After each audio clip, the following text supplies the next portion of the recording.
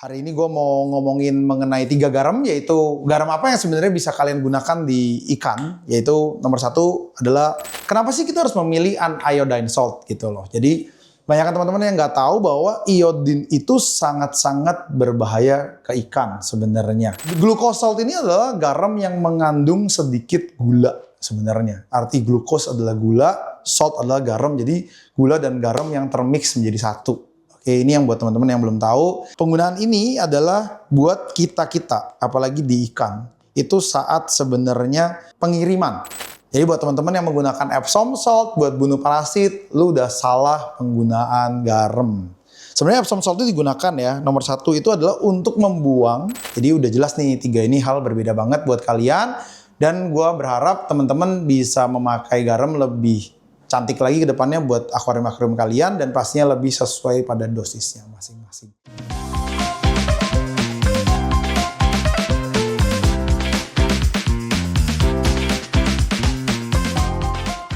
Hai semuanya, sebelum kita lanjut, pastikan kalian klik tombol subscribe, like, dan share video ini ke teman-teman kalian jika informasinya berguna untuk kalian. Terima kasih.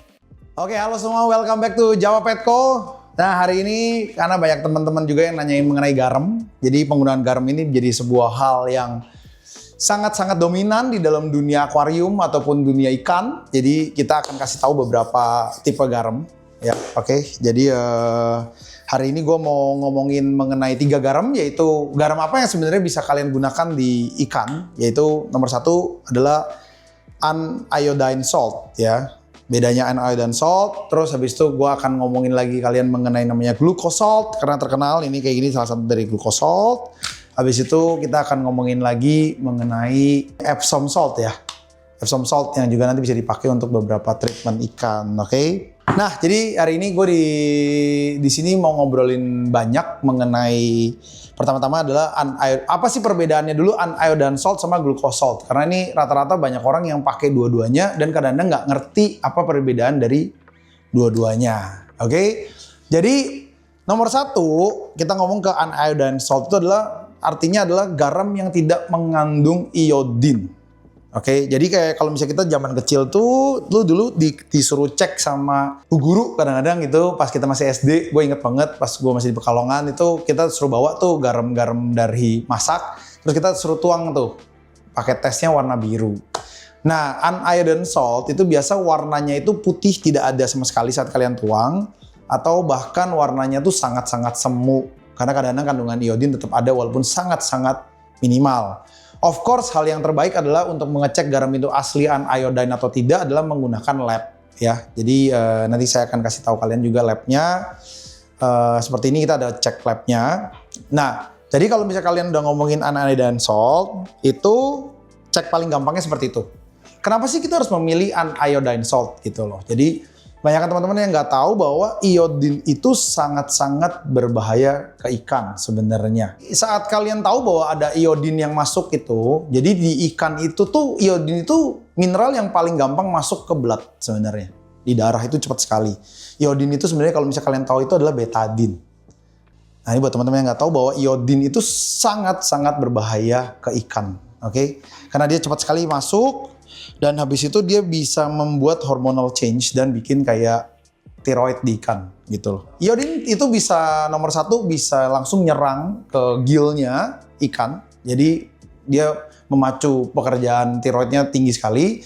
Jadi efeknya ke dia tuh bahaya banget. Bisa stres yang luar biasa, efek growth-nya bisa luar biasa. Bahkan kematian itu menjadi part yang terjadi saat lu menggunakan iodin berlebihan di dalam akuarium. Nah, karena iodin yang berbahaya, iodin ini juga bisa membunuh nitrifying bakteri ataupun bakteri starter buat kalian. Jadi total akuarium itu bisa berubah gitu.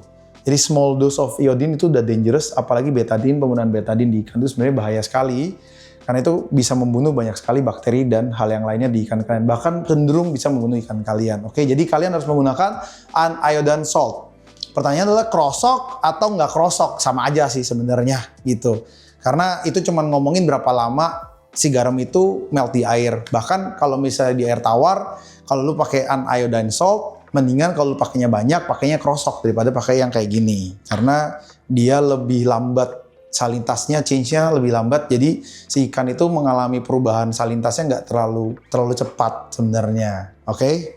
Nah, habis itu kita hari ini juga mau ngomongin mengenai glucose salt. Nah, yang banyak orang nggak tahu tuh, mereka itu menggunakan glucose salt layaknya treatment menggunakan garam biasa atau uniodine salt. Bedanya apa sebenarnya? Jadi gini, glucose salt ini adalah garam yang mengandung sedikit gula sebenarnya. Arti glucose adalah gula, salt adalah garam. Jadi gula dan garam yang termix menjadi satu. Oke, ini yang buat teman-teman yang belum tahu. Nah, sebenarnya kegunaannya dia ini berbeda sekali dengan uniodine salt. Oke, penggunaan pertama kenapa lu pakai ini ya? Ini gue bantu repeat ya. Penggunaan ini adalah buat kita-kita, apalagi di ikan. Itu saat sebenarnya pengiriman. Contoh bisa jadi saat pengiriman orang ikan datang, ikan itu biasa capek. Ini bisa langsung dipakai untuk ngebalance elektrolitnya dia. Jadi dia recovery-nya jauh lebih cepat. Oke. Habis itu menggunakan ini juga kadang-kadang membantu untuk yang namanya survival. Jadi sebenarnya ini paling cocok tuh dipakai pas ikan pertama kali datang masuk ke kita. Jadi ini buat osmoregulatornya lebih baik, stress levelnya juga pasti turun ya dengan ini karena elektrolitnya lu naik walaupun memang bukan tujuannya untuk stres, tapi karena elektrolitnya tinggi kayak lu capek minum Pocari Sweat lah. Jadi badan lu tuh kayak lebih enakan lah gitu. Itu gunanya dari ini. Tapi dia sebenarnya nggak dipakai untuk nge-kill ataupun nge-prevent bacteria disease. Nah ini yang salah nih. Jadi sebenarnya kalau uniodine salt itu banyak dipakai sama kita. Itu karena dia pure NaCl ataupun sodium chloride. Dia itu bisa kita pakai untuk menggunakan membasmi eksternal parasit, membantu menghilangkan parasit juga. Fungal infection ya, fungus ataupun bakteria. Jadi sebenarnya itu larinya ke uniodine salt sebenarnya gitu. Nah, jadi buat teman-teman yang tahu ini biasa dipakai low dose ya, dosisnya juga harus kecil. Biasa dipakai di fish farming ataupun di akuarium. Dia cukup murah, cukup efektif dan biasa cukup aman kalau di dose dengan cara-cara yang wajar ataupun dengan dosis yang wajar. Penggunaan garam pun saya tidak pernah merekomendasi terlalu banyak karena kalian harus punya namanya test kit. Itu salinity meter, mungkin bisa kasih lihat salinity meter seperti apa.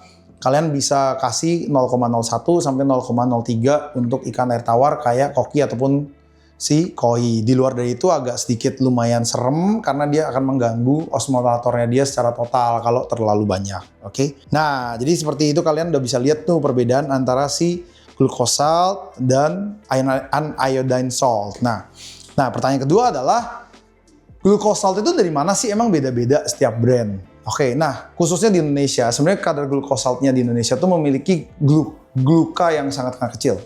Jadi glukosnya tuh relatif sangat kecil. Sebenarnya kalau lu tes pakai test kit, ada juga bukan salinity meter tapi dia sugar test kit ya, kadar gula di dalam cairan. Kondisi glucose salt di Indonesia itu sangat-sangat minimal. Kenapa? Karena hampir semua barang ini tuh datang dari tempat yang sama. Nah, kok bisa bilang kayak gitu? Memang originated garam di Indonesia itu paling banyak diimport itu dari Australia. Jadi sebenarnya garam ini nanti di repackage ke beberapa different brand sehingga kalian memiliki brand-brand yang berbeda. Sebenarnya ininya sama aja. Kok bisa sama aja? Nah ini saya kasih sedikit kalian informasi. Jadi kita kemarin itu ngetes di gue lupa tempat tesnya lah, nanti mungkin bisa lu cek sama Har ya kayaknya ya, dia ada gambarnya. Itu salah satu lab cukup terkenal di Indonesia, gue lupa namanya sebenarnya apa.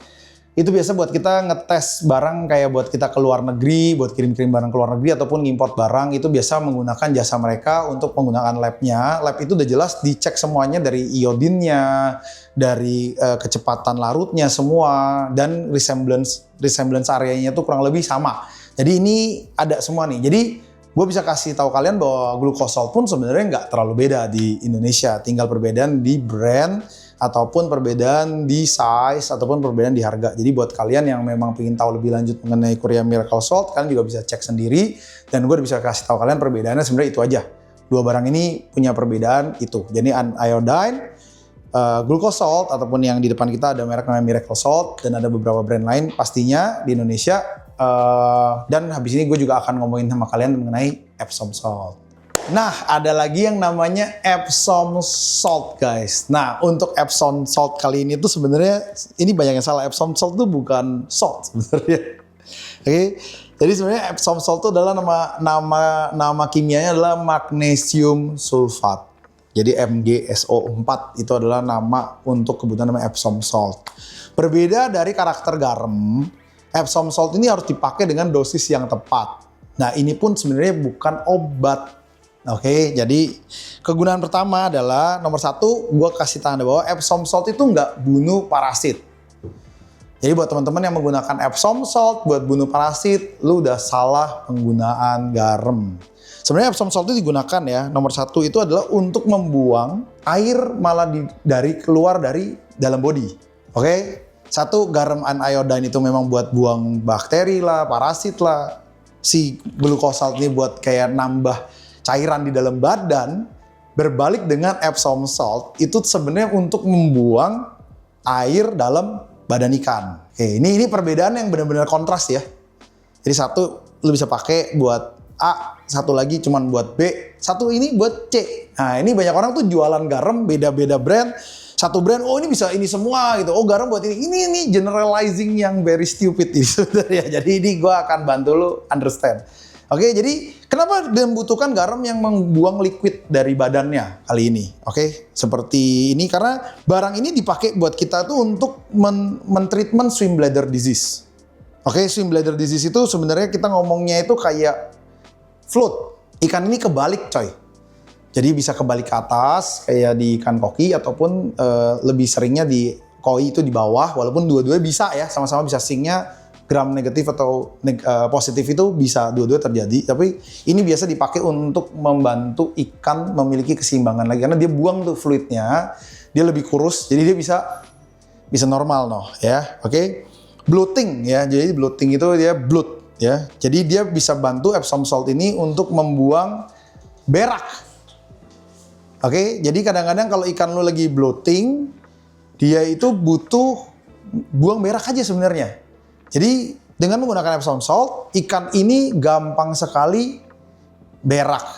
Oke, nah ini ada contohnya ya, tadi baru dikirimin. Nah kita ada tes menggunakan dua brand yang berbeda. Buat kasih tahu lu aja, nanti mungkin di scan terus di blur ya brandnya. Ya ini ngasih tahu kalian standar isi iodinnya dan kadar natrium ya ataupun klorida, natrium kloridanya NaCl-nya di dalam ini biar kalian kasih tahu kalian bahwa sebenarnya dua produk ini sangat-sangat mirip karena hasilnya satu 99,83, satunya lagi 99,86, bahkan kandungan iodinnya tuh juga relatively sama ya.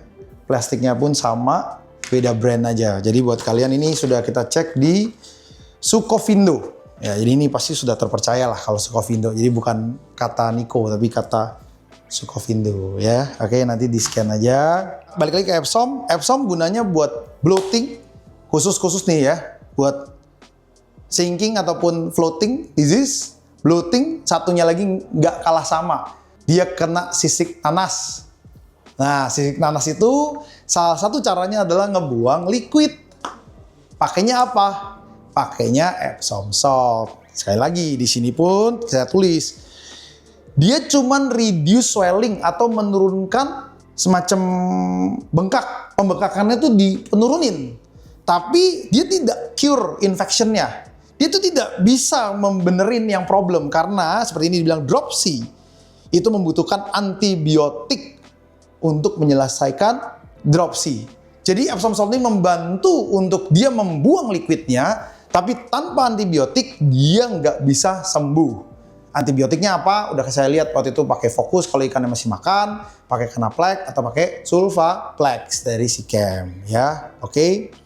Nah ini ada caranya nih menggunakannya. Jadi dosisnya bisa shot bath, ya itu satu sendok makan untuk 20 liter air. Lu bisa taruh di 15-30 menit, oke? Atau di hospital tank. Jadi kalian punya pisah karantina gitu. Dia 1 sendok teh ya untuk 20 liter air. Itu cuma bisa kalian pakai 3-5 hari. Jadi liternya beda nih. Satu yang dibuat cuman taruh bentar nih 30 menit. Satunya lagi yang buat 5 hari nih.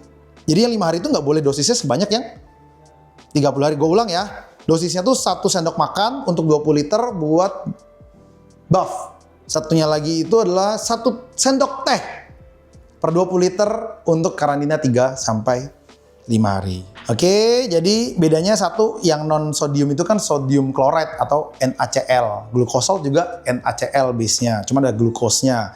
Kalau Epsom salt tuh namanya magnesium sulfat. Dia bukan garam, namanya ya garam. Oke. Jadi pastikan menggunakan, kalau misalnya ikan digaremin kayak pakai Epsom udah napasnya udah nggak enak, ya lu angkat coy gitu. Udah balance-nya udah penggeng-penggeng juga lu angkat karena berarti dia nggak kuat gitu ya. Oke, jadi buat lu pada, ini menurut gue basis perbedaan 3 garam yang sebenarnya ada di lapangan yang bisa kalian beli. Dan sebenarnya kebutuhannya beda banget. Bahkan orang tuh banyak kan di Indonesia tuh rata-rata mengeneralisir sebuah garam kayak kesannya tuh sama aja.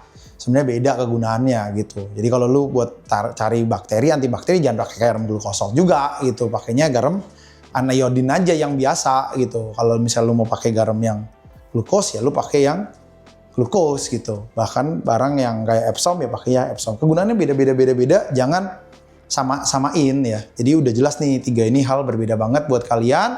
Dan gua berharap teman-teman bisa memakai garam lebih cantik lagi ke depannya buat akuarium-akuarium kalian, dan pastinya lebih sesuai pada dosisnya masing-masing. Oke, itu aja dari gua. Thank you so much for watching our video. Don't forget to comment, like, and share. Mungkin ini jadi informasi yang baik buat kalian. Take care. Bye-bye.